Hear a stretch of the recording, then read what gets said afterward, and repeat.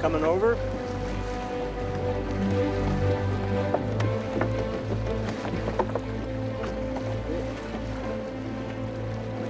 Good.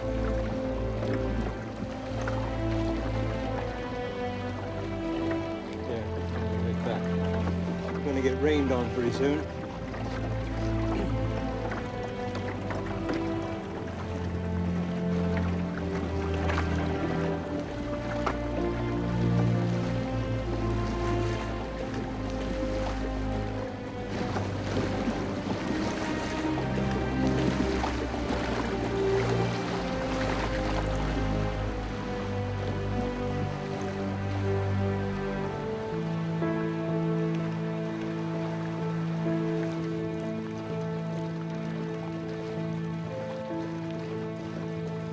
I have a passion for lap-strake boats. To me, they are the most beautiful watercraft in the world. He has to be around the water, near the water. He doesn't have to live on it, but he has to have water to feel easy.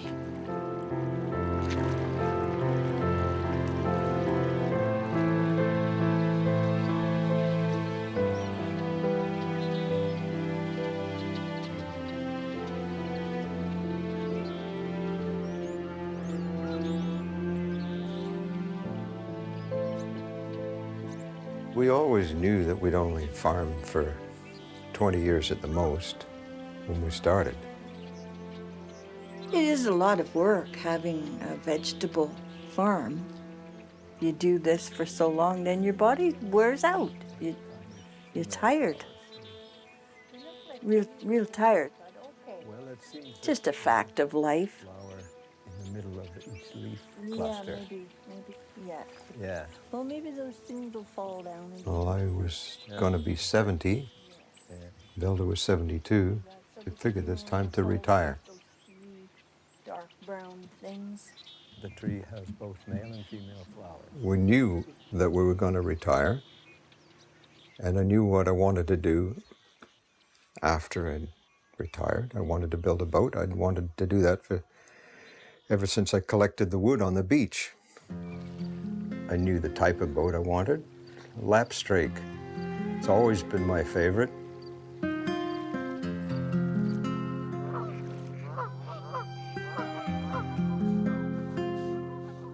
I was born on a river, a tidal river. My grandpa built a fish boat when I was a little girl, and I was always around as he was building it.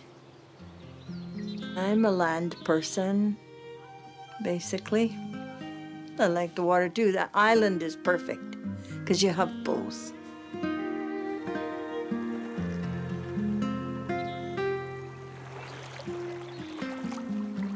I always lived near the sea, and I always played around in boats all my life. Well, I started really young. I think I was 7 when I had my first boat. I have a photograph of myself younger than that with a toy sailboat where I learned about wind and sails.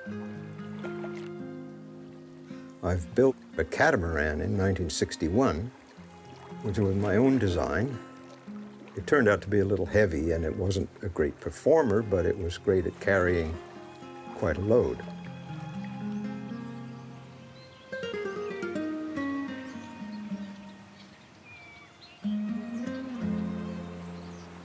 The next step I'm going to be doing is fitting this garboard plank.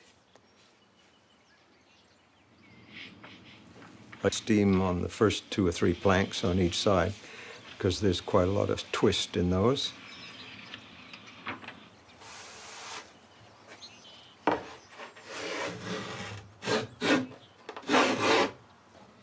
I've worked on a lot of boats over the years and figured that 14 to 15 foot rowboat would be my last boat to build. It's been a goal. I always wanted to build one of those.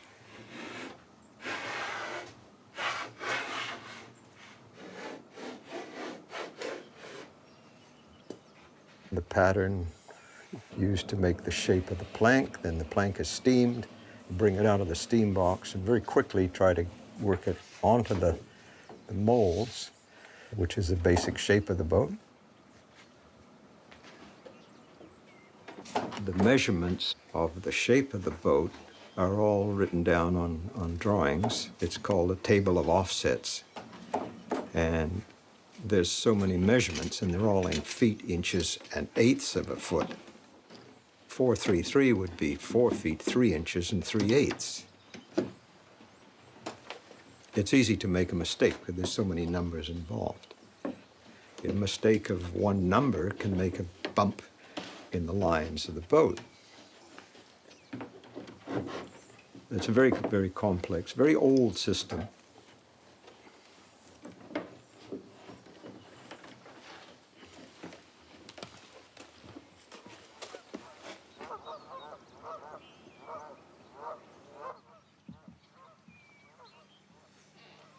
It's much easier now. And it's easier without, you know, we had the little store, the little vegetable store, because I was mostly there in the house, cooking and washing and stuff. Other people always asked me, because I was closer. Bob was down in the garden, and I was there. And it was fun, but I just had enough.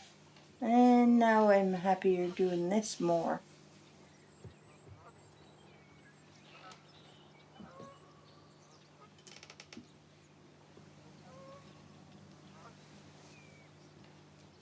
I don't think I'll get tired of this.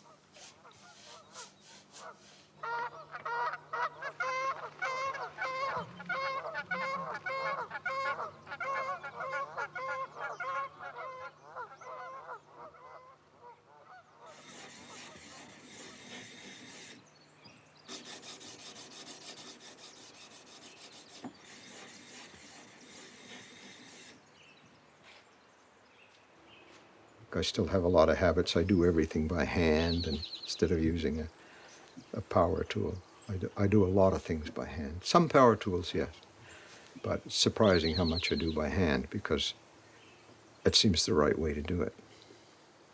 I do a lot of screws by hand, and you don't put them in once, you put them in twice. You put it all together with the screws, and you take the screws out, and you put the glue in, and you screw them all back in again. And that's the way you build a boat. You do it twice.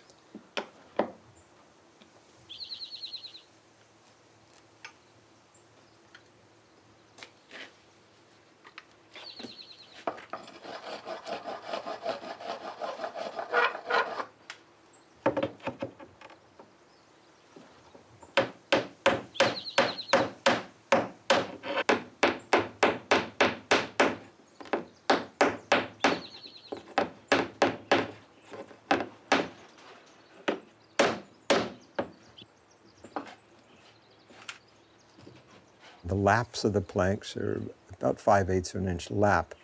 The tacks are driven through using a pilot hole.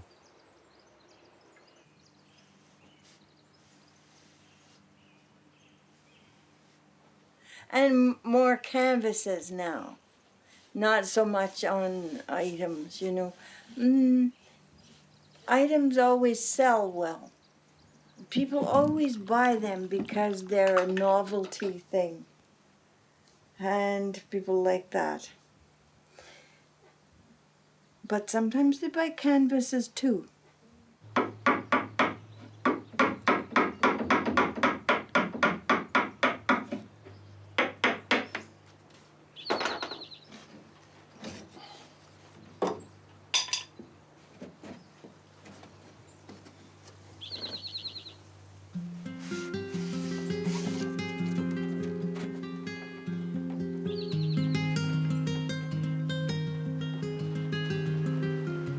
I've sailed single-handed around Vancouver Island on a 27-foot boat. I like that boat a lot. I sailed it up and down the coast here for about 10 or 12 years, and I had that for nearly 20 years. Then I met my wife. She had a float home. We lived on the float home and tied the sailboat alongside. Then gradually we became more interested in gardening and farming, and so that we switched our alliance to gardening. We were ready to have some land because we wanted to garden more. We both loved to garden. So we started to look for a piece of land. So an island was the answer. Denman suited us because it had more farm-type people. Well, I think we were pretty lucky. We found this piece of property, 10 acres, close to a marsh. We built this little cabin and started farming. 20 years younger, we had a lot more energy then. I can't remember the exact year the market started up. And we were a part of it because we had so many vegetables to sell. It was the best outlet for our produce. We feel bad. Every Saturday we talk about all the people and what they're doing at market. I miss them still. When you sell vegetables, you really meet a lot of people. It was enjoyable, but it became harder and harder, and so it was stressful at the last. I used to come home from market Saturday about 1 o'clock, and I would stay asleep from then till the next morning. I was tired right out. I think we have to slow down. And eventually Bob admitted, yes, he was tired of going to market too. Okay, 4 tomatoes and I still go to market to purchase things and to talk with my friends. Yeah, so I don't miss it because I'm still there, because I still go to the market.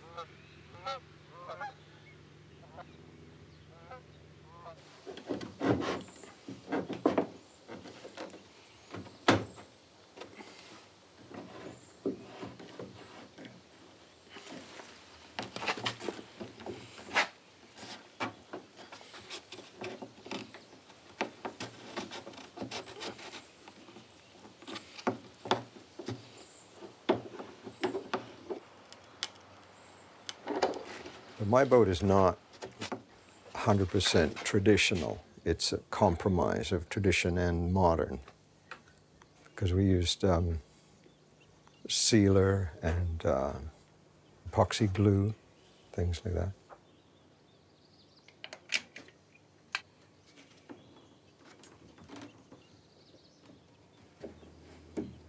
The old-fashioned way is to use a canvas with paint.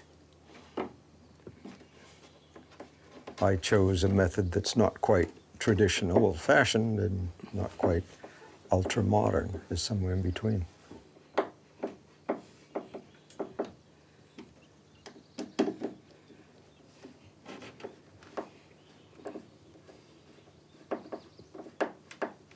The boat is actually a copy of boats that were designed 100 years ago.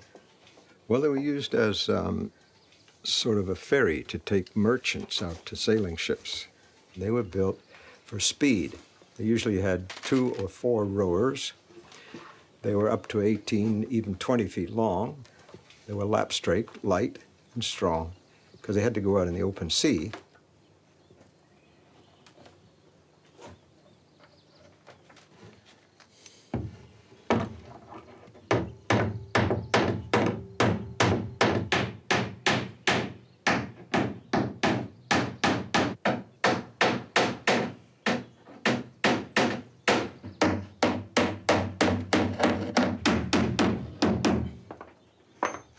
There, all the nails are done.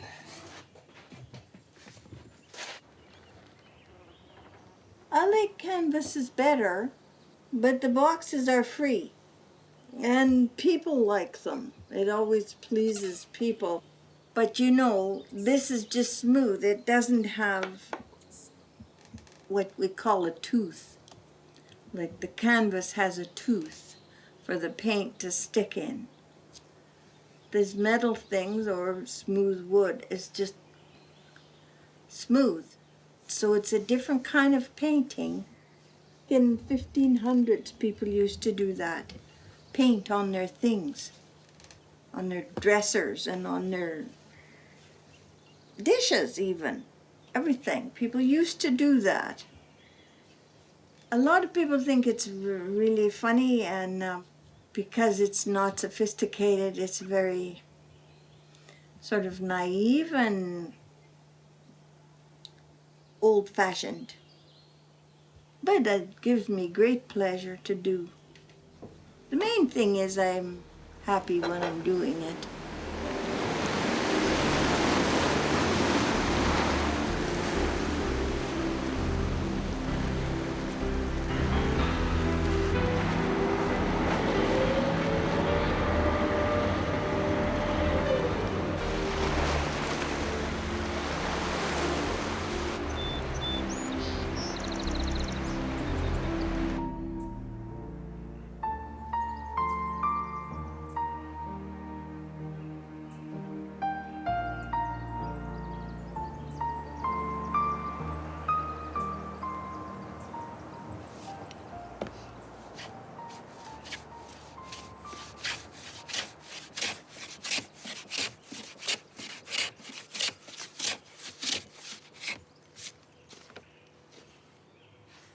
The planks are put on in one piece, but they're made up of 2 or sometimes 3 pieces scarfed together. So the planks being kind of an odd shape, they have to be made out of at least 2 pieces so that the grain runs the length and follows the shape of the plank.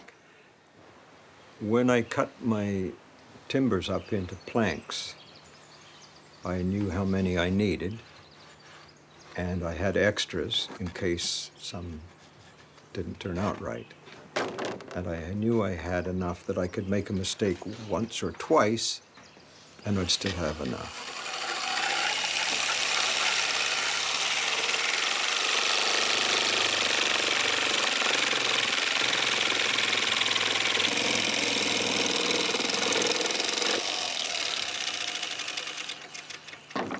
Nine times you make a pattern, so you've got 9 pieces. Once you've made 2 or 3 near the middle, you can change them slightly, those patterns, to fit numbers 6 and 7. And number 9 has to be one by itself again. So it takes 9 planks, but I think I used 7 patterns. I knew most of the steps. There were a few details that I didn't know, was not clear on.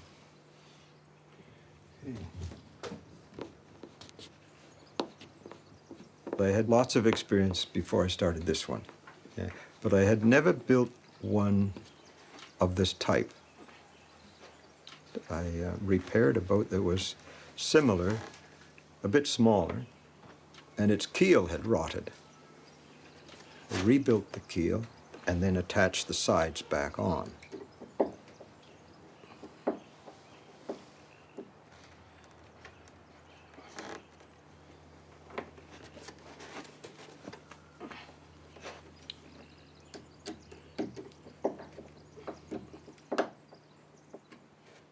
Proof will be in the test when we put the thing in the water, and if it doesn't leak too bad and sails well, then I'll be quite happy with that.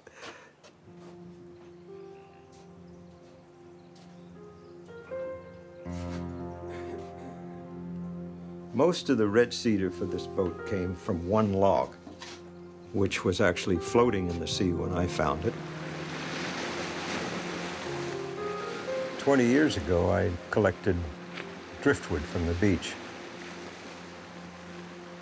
We lived near a bay where ships were loaded with raw logs, and so there was a lot of logs discarded. They would just set them loose, and they would drift around in the water for a while and end up on the beach. And I managed to find from Genoa Bay, where we used to live, and when we moved here in 1991, I brought them with me.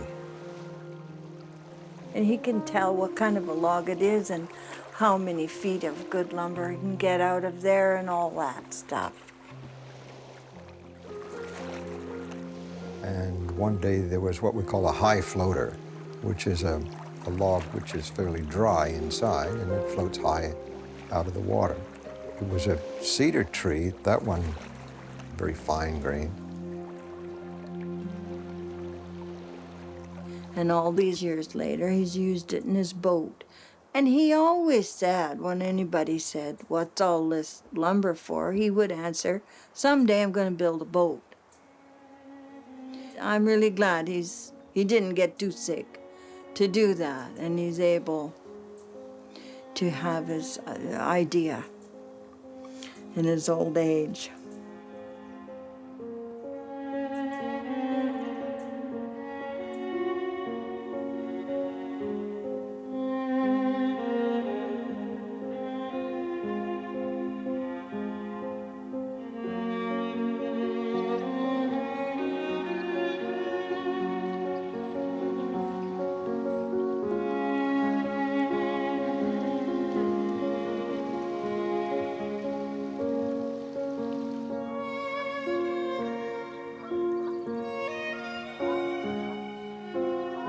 Once all the planks are on, you take the forms loose from the ladder jig and a couple of helpers to lift it up and turn the boat over and start putting the ribs on the inside. There we are. Thank you very much.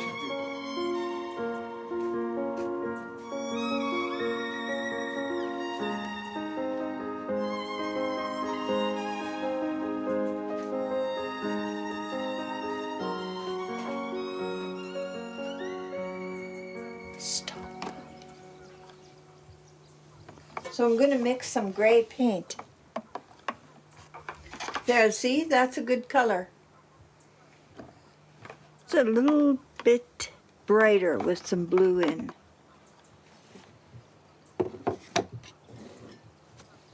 Because it seems like, you know, I paint about 8 to get one that's any good.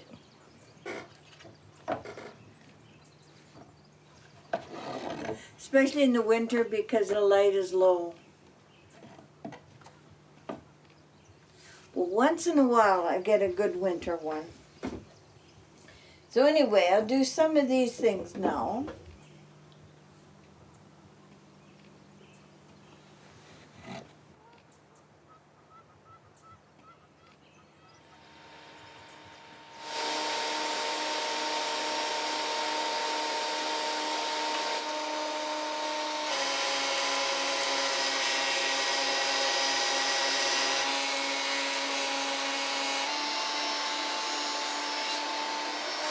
The ribs were quite a challenge. They're made of yellow cedar, 3/4 of an inch by 1/2 an inch. Now they came from a piece of driftwood on the beach, a piece of yellow cedar log that'd been laying there probably 50 or 60 years. Just the ideal part of the tree for that job. The yellow cedar is clear of knots and it's well seasoned.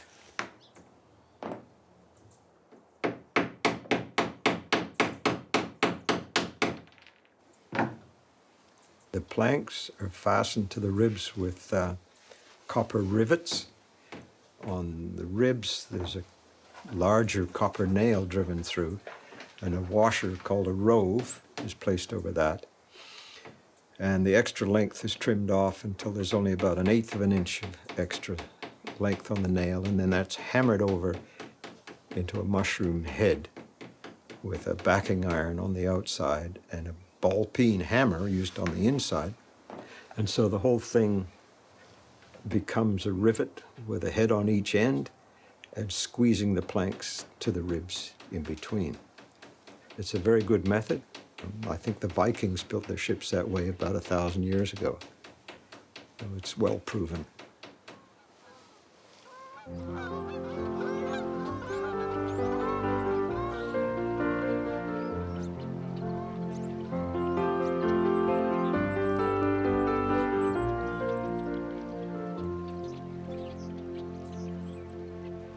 Got 7 now, I think. 1, 2, 3, 4, 5, 6, 7 ribs. Yeah. Okay.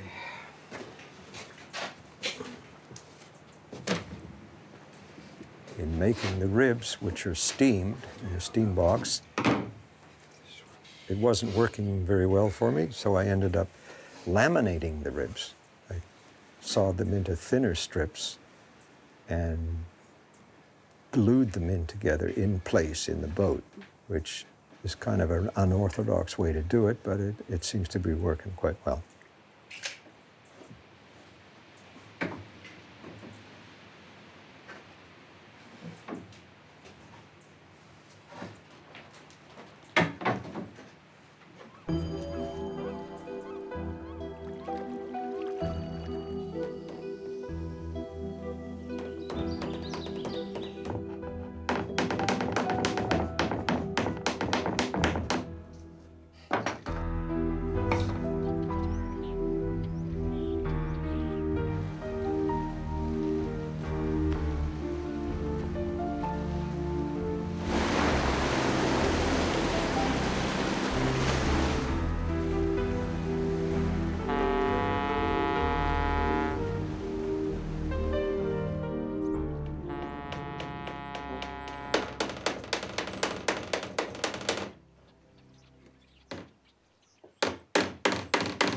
I knew I needed about 26 ribs plus 10 or 12 for breakage, and that's just about what happened.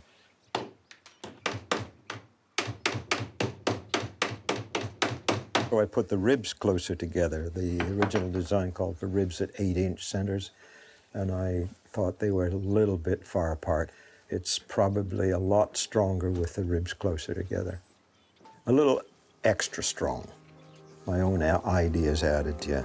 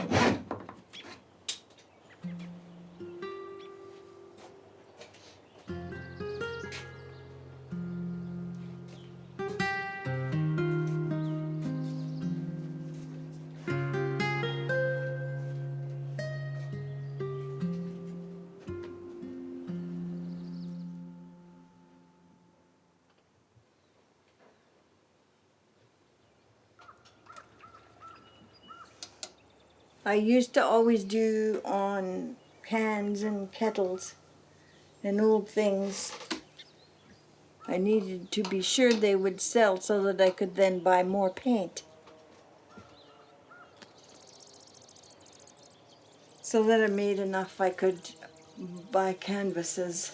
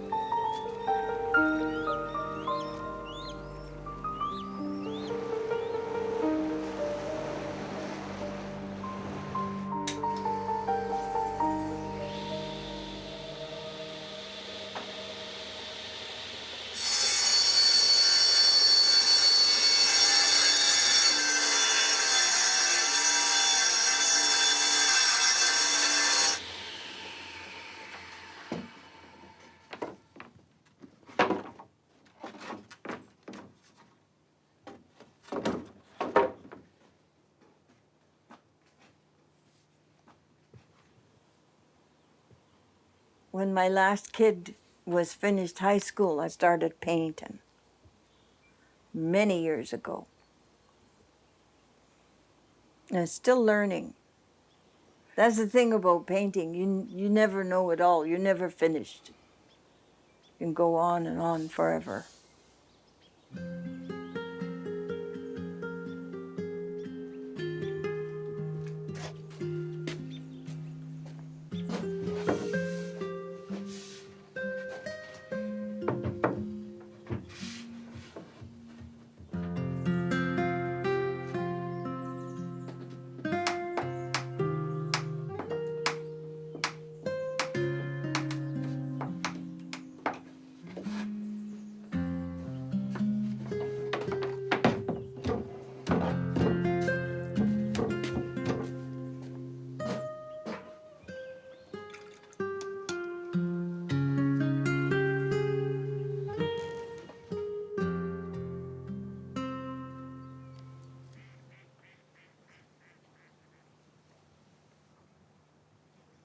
As I paint on the foreground, the background begins to come into focus.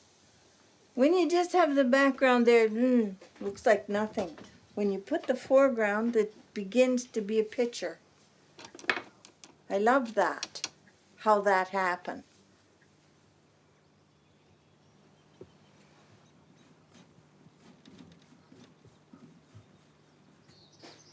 There are several boats of this size and design. Some are called Lady Slipper. This is called a Whitehall. It's named after a place in England where they were first used in the 1800s.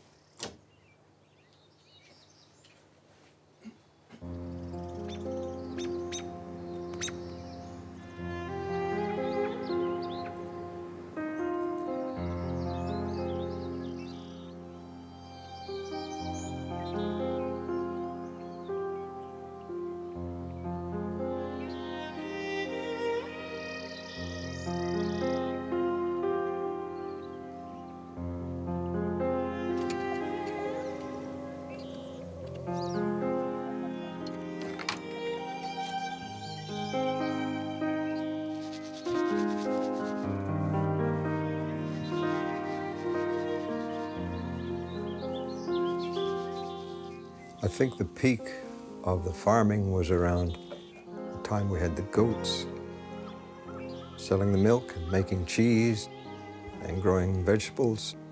We didn't make a lot of money, but we made enough to live on. Bought an old second-hand rototiller, and the rocks and the roots were quite a problem. There was a lot of work. But it took about 5 years to really get it going. And we knew it would be a long, hard job to make it into a little farm, but we decided to do that. And we did it really well. We were happy doing that. It was the best years of my life. Perhaps it was good for Bob too, I think so. And at last we had this nice little vegetable farm and took our vegetables to market. And it was exactly what we wanted to do.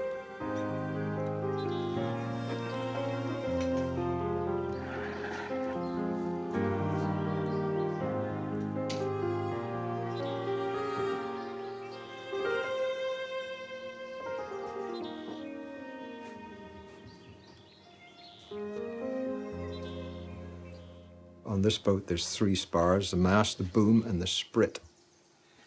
And they're all around 12.5 feet long. Pieces laminated into a square section, and then planed the corners off until it's an 8-sided shape, and then you plane the corners again until it's almost round, and then sanded by hand until it's round.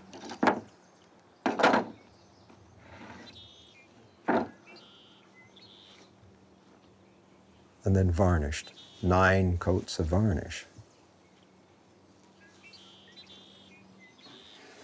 Make the oars made of fine-grained spruce or fir, according to the design in the book.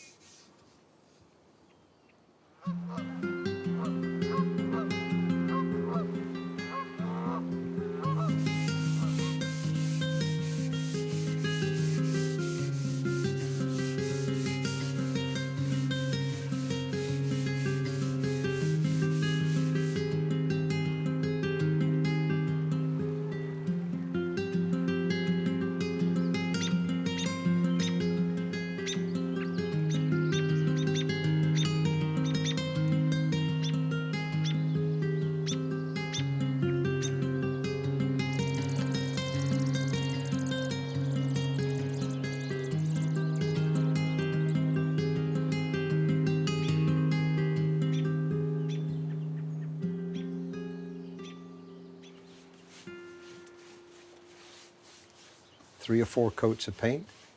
First coat's very thin, and it draws into the wood. It's a very permanent seal.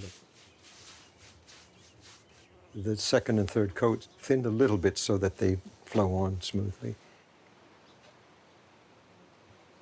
It could be oiled or varnished on the outside, but it doesn't stand up to the wear and tear like paint does.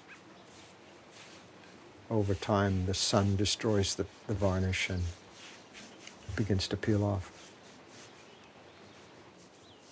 You have to wait about 2 days for the paint to cure and give it a light sanding.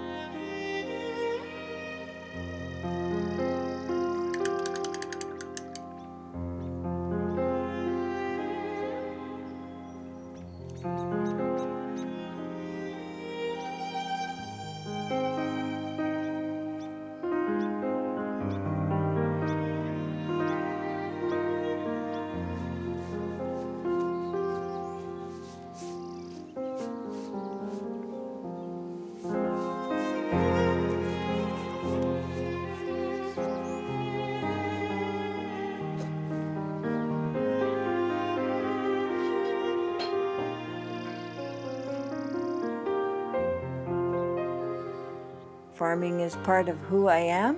I'm a farmer from top to bottom.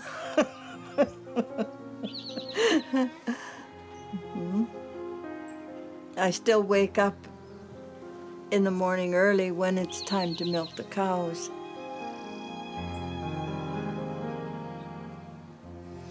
And of course I had a horse when I was a girl.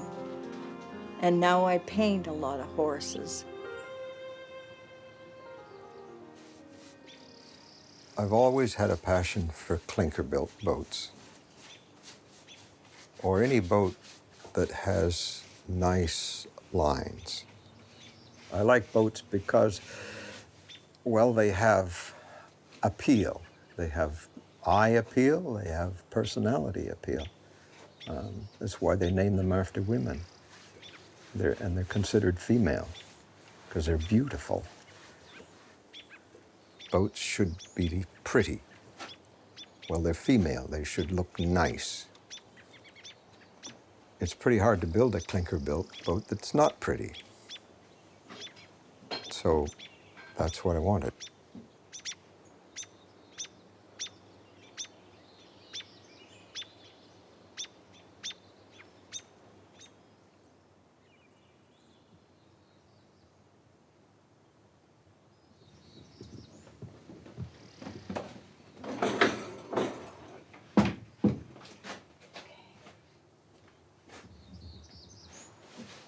The white paint is, it's 4 coats on the outside. There's 3 coats on the inside.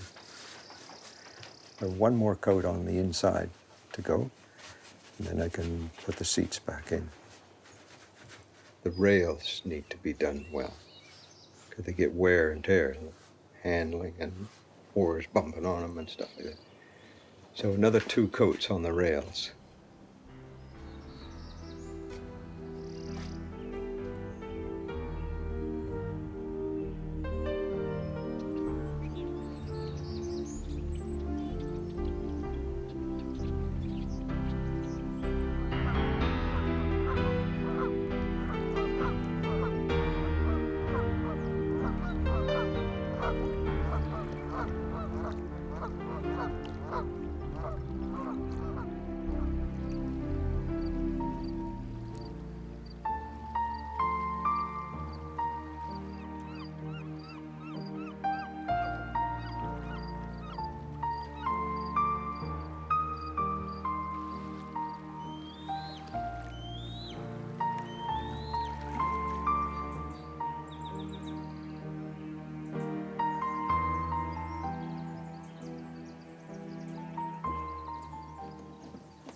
It was something he wanted to do as long as I knew him.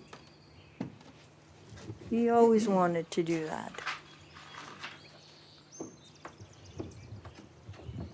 He's very quiet, very steady, maybe you call him. I think he just goes one day at a time, kind of. Very happy for him, yeah. Very pleased, and I think the boat is just beautiful.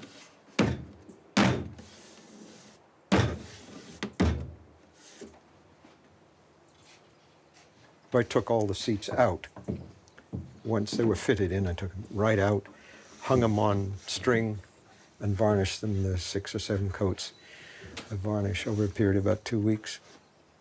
I chose that way so that I'm not bending over in here trying to varnish without spilling varnish on everything else. A piece of PVC plastic pipe is a socket for the mast. The back seat is special. Very nice. Are you done? They're all in. I'm just They're doing all knees. in. You're doing Yeah, knees. Knees, yeah. Gosh, it looks good. I'm going down. I'll come back at 4. Yeah, okay. Okay? Yeah, sure. All right.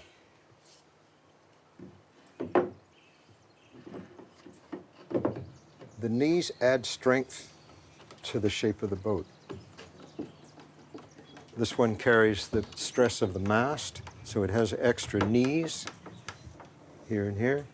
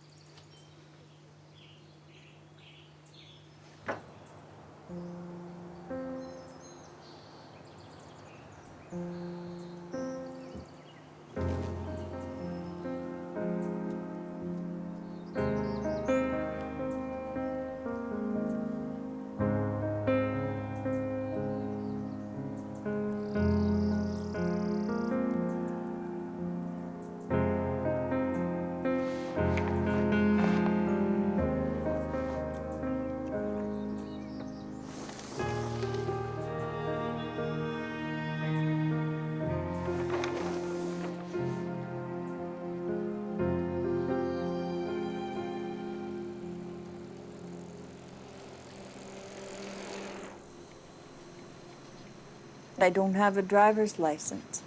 So it's really great that I can go from here to there on my own.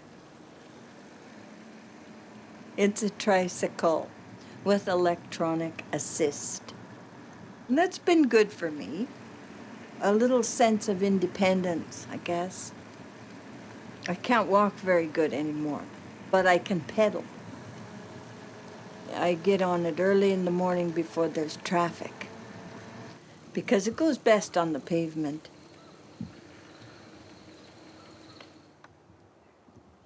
Norma May, which is my mother's name. She died in 1990. I knew one day I would build a boat and name it after her.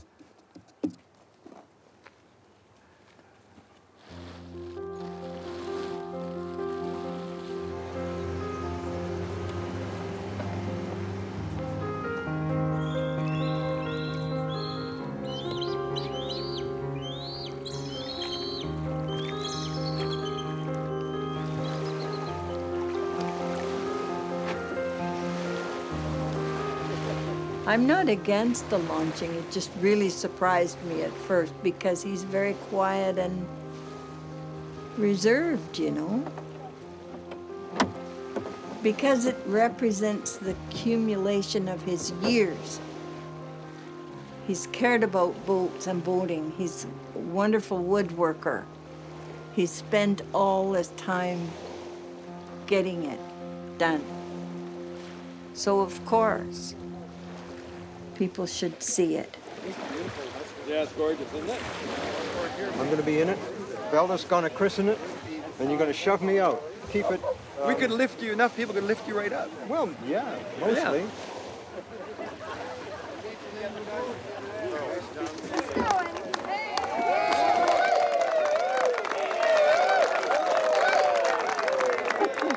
Norma May, I hope you have lots of happy times on the water with your maker.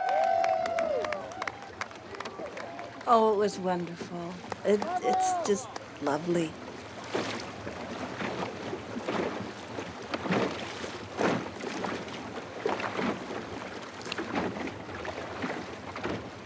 It was better than I expected.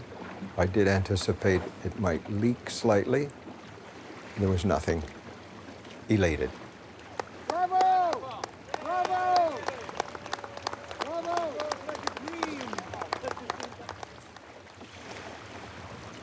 And it sailed very nicely too. Practically sails by itself. I changed the design slightly. The plans called for a center board, so I opted for boards on the outside called lee boards. I don't have much to go on except my own idea of a crossbeam and lee boards attached with a swiveling set of eye bolts. When you're sailing, you have one board down on the lee side and the other one up on the weather side. When you change tack, you put one down and the other one up again. It's kind of a complex system, but at least you don't have any holes through the boat where the center board would be.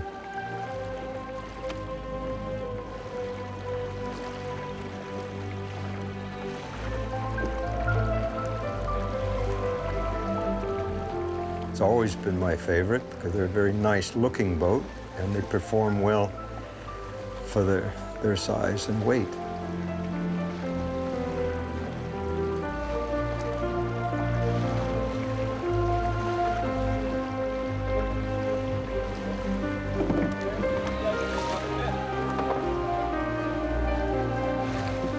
Oh, I'm not as limber as I used to be.